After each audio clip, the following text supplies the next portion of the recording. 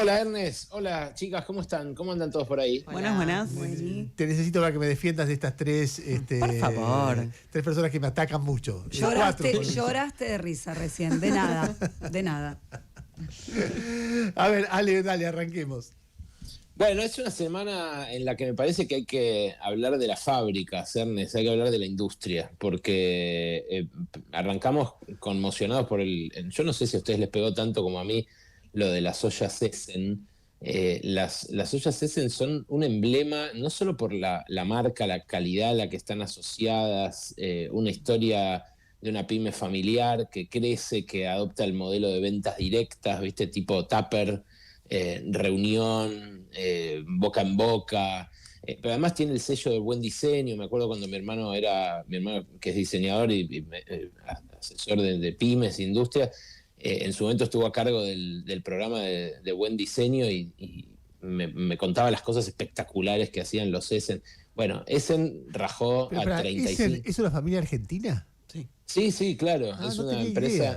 Sí, es una empresa de Santa Fe que bueno, laburó un montón para tener los diseños que tiene. Las ollas son usadas, las ollas, las sartenes, el abanico de productos que tienen son compradas en distintas partes de Latinoamérica, exportan. No, a ver, si además es un sello de calidad, es como que te regalan una olla Essen, es como decís, me regalaron algo importante, no es una olla común. Sí, claro. Bueno, ahora las van a traer de China. Y en realidad estuve discutiéndolo esta semana con alguien que me decía, bueno, son 35 empleados. En realidad ya habían rajado otros 60 previamente, pero la lógica que subyace detrás del pensar son 65 empleados o son 220 los de Whirlpool o son 30 los de Cramaco, otra empresa que cerró esta semana que fabricaba equipos electrógenos que también va a traer de China. Claro, la lógica es un poco la lógica de Milei en general respecto de la industria, que es la lógica que aparece con cada gobierno aperturista o que dice que la industria es ineficiente. La industria le da empleo. Estaba mirando recién un informe muy bueno que sacó esta semana Diego Giacomini, ahora les voy a mostrar un gráfico de ahí. La lógica esa es, la industria manufacturera le da empleo al 18% de la fuerza laboral registrada en blanco, y consumidores somos todos. Entonces, si, como dijo por estas horas Miguel Bogiano, 220 personas se quedan sin laburo, pero 1 millón de consumidores compran heladeras más baratas, para el gobierno está bien. Bueno, esa lógica es una lógica de patas muy cortas, porque por escala Argentina no consigue importar todos los bienes industriales al precio al que se venden en los lugares de más consumo. Nunca va a valer lo mismo que lo que vale un electrodoméstico en Estados Unidos, por ejemplo, donde hay mercado y escala para importar gran variedad de productos de China y donde los precios terminan siendo más baratos también por menor costo de comercialización, por menor logística, por un montón de razones. Claro, alguno me dirá, bueno, entonces ¿por qué son más baratos en Chile? En Chile lo que ocurre es que también el Estado es más chico, tiene menos a su cargo porque, por ejemplo, las jubilaciones son privadas y ese segmento del gasto no lo tiene a su cargo.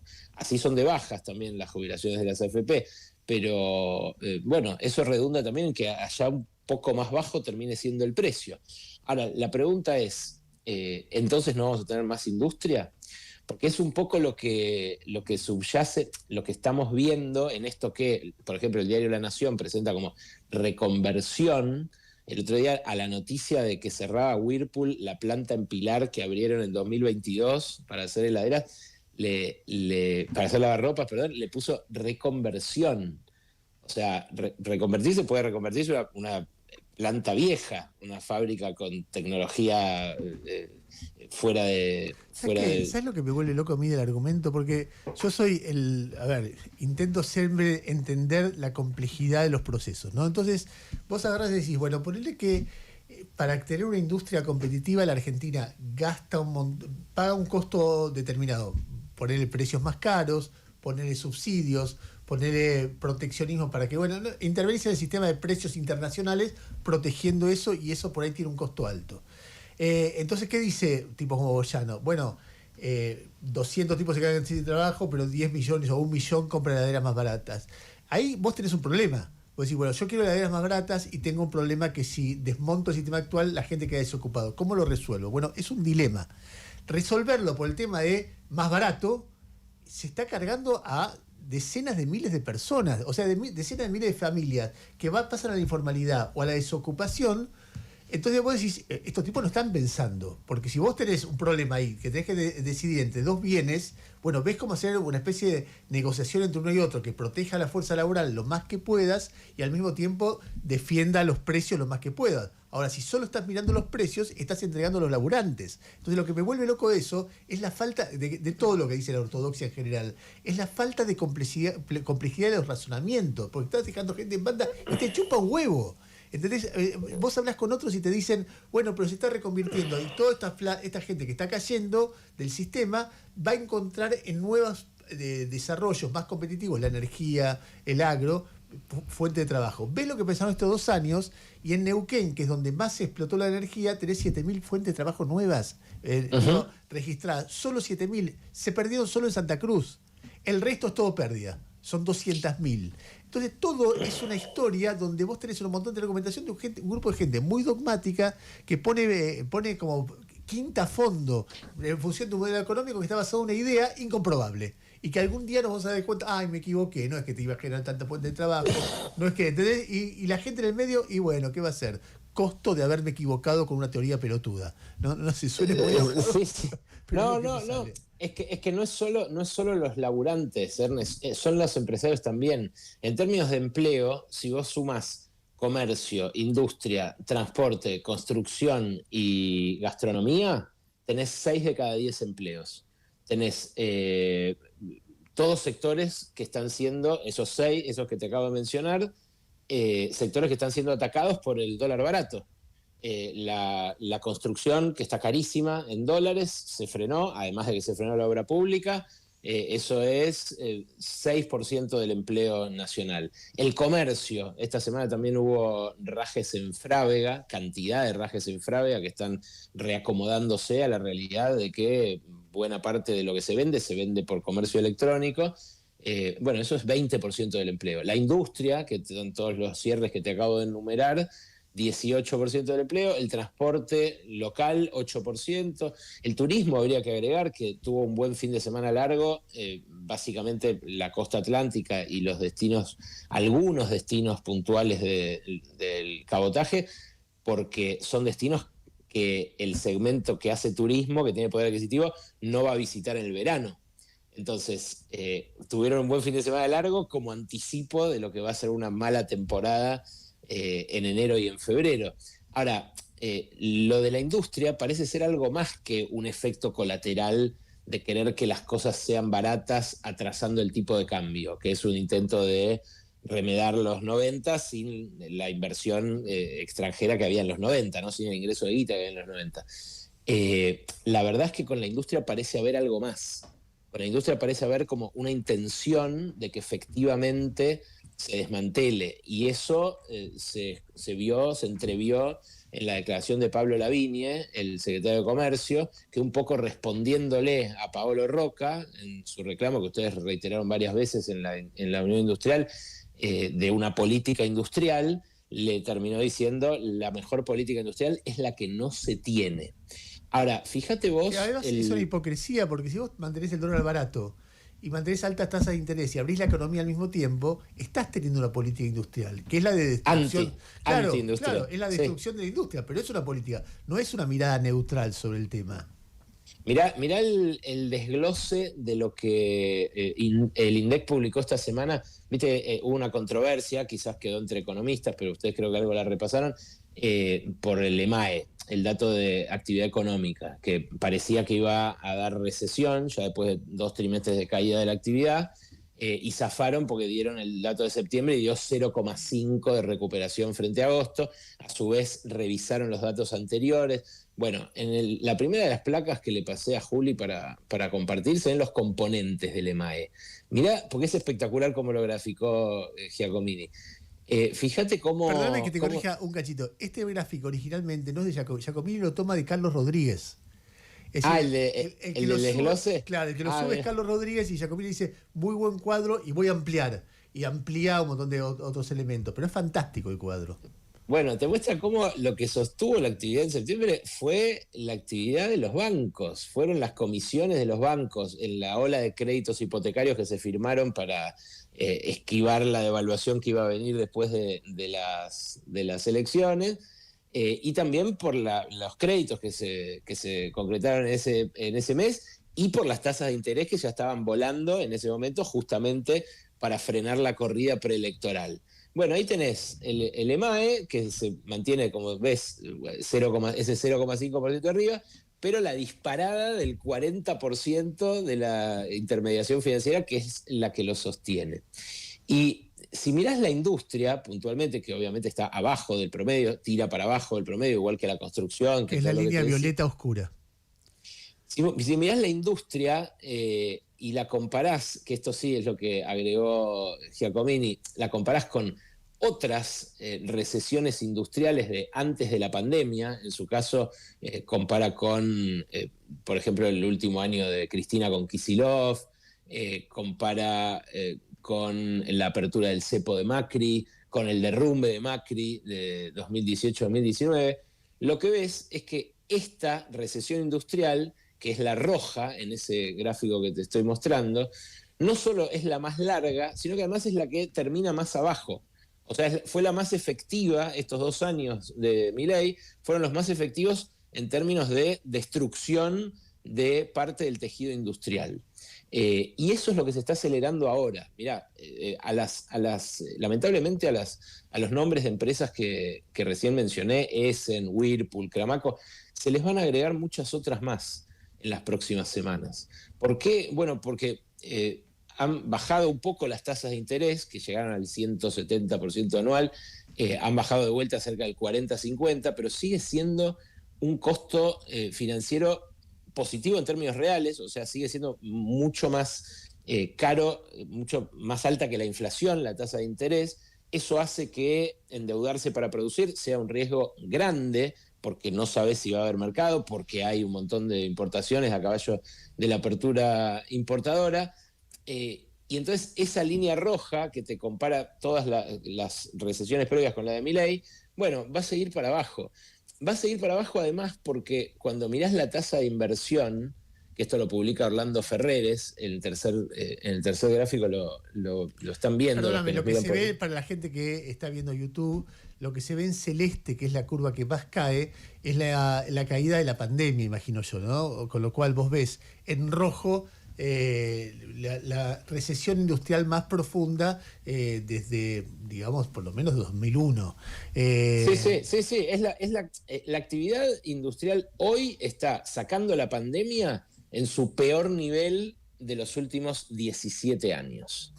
Es así, o sea, por supuesto se suma a estos tropezones previos que Macri llegó a destruir 100.000 puestos de trabajo industriales de 1.100.000 que había más o menos. Milei va cerca de 50. Bueno, va a la mitad del mandato, ¿no? O sea, pero está haciendo más daño a la industria del que hizo Macri. Y si mirás la tasa de inversión, esto es interesante porque Orlando Ferreres, ayer lo vi a Miguel Ángel Broda en los 20 años del Grupo Pampa, hablando de consultores ortodoxos y ya entrados en años. Bueno, Orlando Ferreres, que hace la medición más seria también un recontra ortodoxo que le dio funcionarios a Milei y demás, hace la medición más seria de inversión, de formación bruta de capital. Como proporción del PBI, la tasa de inversión de Milei es la más baja de todos los gobiernos. O sea, el mal clima de negocios que tenía supuestamente Cristina en su segundo mandato hacía que los empresarios invirtieran un 15,9% del PBI, según Ferreres. Ahora es 13,7% del PBI. Claro, invertían muchísimo más en la época de Néstor Kirchner porque los sueldos eran bajos, como ahora, pero con un mercado interno que se iba a acrecentar en los años siguientes y sin la apertura importadora que hay hoy. Obviamente tampoco había dólares en aquel momento, se empezaron a acumular reservas a partir de que hubo superávit comercial. Esta discusión de las reservas es interesante también ahora que estamos cerrando noviembre, porque viste que todos le insisten a Caputo con que tiene que comprar reservas, porque tiene el dólar atrasado, tiene que comprar reservas. Esta semana, ayer, salió a cancherear de vuelta a decir que no, ¿cómo fue? Fue una ironía, dijo, qué raro este caso de atraso cambiario con récord exportador. Exacto, tiene récord exportador porque tuvo 2 cosechas espectaculares, porque entró en funcionamiento el gasoducto Néstor Kirchner y y los tubos de petróleo del Val, empezó a exportar petróleo, dejó de importar gas que importaba antes, en fin, eso ya ni hace falta explicarlo, no tiene que ver con que haya un tipo de cambio competitivo. Se incorporaron nuevas exportaciones que son competitivas porque es energía, ¿no? Exacto, es energía, es minería, que también está aportando algo de los primeros proyectos que entran en valor, de esta ola minera. Ahora, cierra noviembre y cierra un mes en el cual el Banco Central compró, no sé si hoy hará una gran compra, no creo, compró 300 millones de dólares para las reservas, nada más. Fíjate en el último gráfico que le pasé a Juli, lo que emitieron de deuda en este mes de noviembre, las empresas grandes que pueden emitir deuda en el exterior en dólares y las provincias que tuvieron permiso para renovar vencimientos y para emitir deuda a caballo de lo que bajó el riesgo país. 4.200 millones de dólares fue la emisión de deuda, el endeudamiento de provincias y empresas en un mes. Durante este mes que pasó. Fue el mes récord de todo Milei.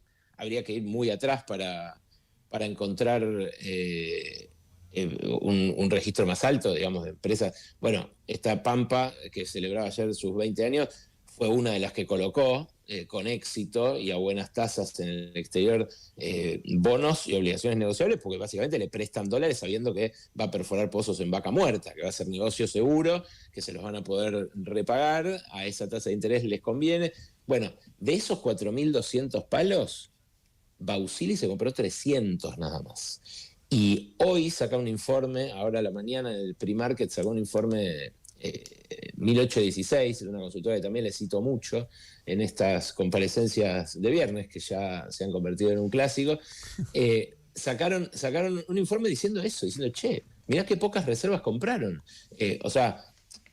No es que esperaban que se compren las 4.200 palos que emitieron las empresas, porque después ellos la pueden ir liquidando de a poco, en la medida en la que hacen los pozos, hacen las cosas que hacen.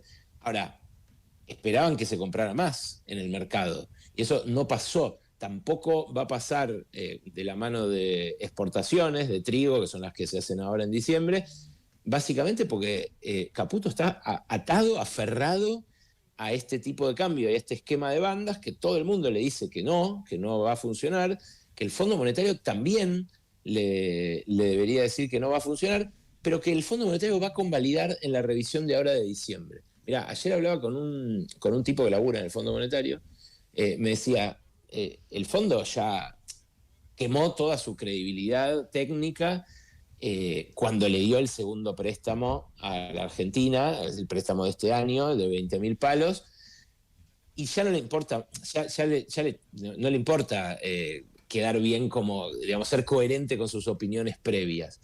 Pero lo interesante es por qué el Fondo Monetario le compra el paquete de dólar barato a Caputo, apalancado en estos préstamos de Besen, el swap de Estados Unidos, lo que sea que haga el Tesoro de los Estados Unidos.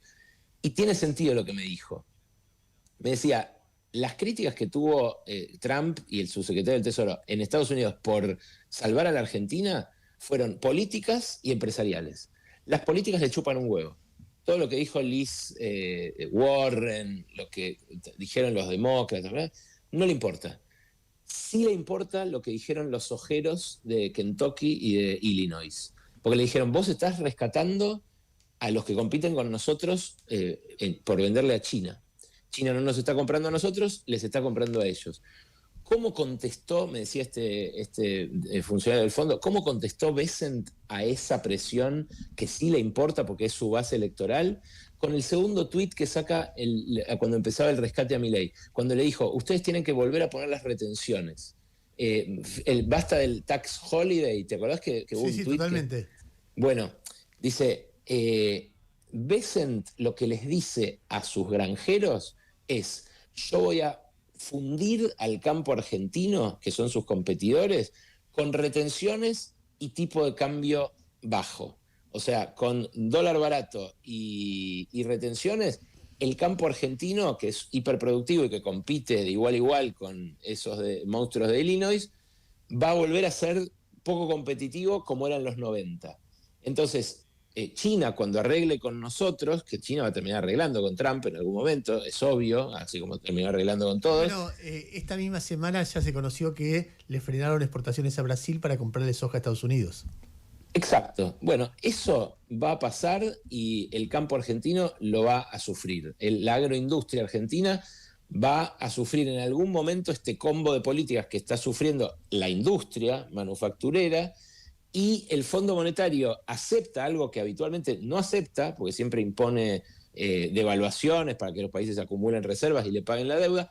Lo acepta porque hace lo que le dice su accionista mayoritario, que es el Tesoro de Estados Unidos, que es Bessent, que tiene detrás esta agenda político-económica hacia su base electoral y que tiene en la cabeza el America First, el primero Estados Unidos, cosa que, evidentemente acá no se vio. Los empresarios, en todo caso, de ese sector, del sector agroindustrial, que vota por Milei como locos, toda esa franja amarilla de la bandera de Boca de Argentina, puede llegar a ser fundida con la suya y con sus votos encima, porque si pasa esto, al igual que en los 90, puede ser grave para los balances de muchas empresas que también están sufriendo. Acordate de los Grow, acordate de Agrofina y de varias que este año ya pasaron feas. Ale, te mando un abrazo grande, gracias. Para mí, de verdad, es un gustazo esta charla. Me daba ganas de hablar un poco del tema de la vivienda, que estuvo tu hermano acá el otro día, pero lo dejamos en todo caso para la semana que viene. Se quejó el que sabe Fer de eso. Se quejó de vos, Fer. Se quejó de vos, así que no lo destaques. Abrazo enorme, Ale, gracias. 11 de la mañana, momento de agradecer a tanta gente que hay que agradecer.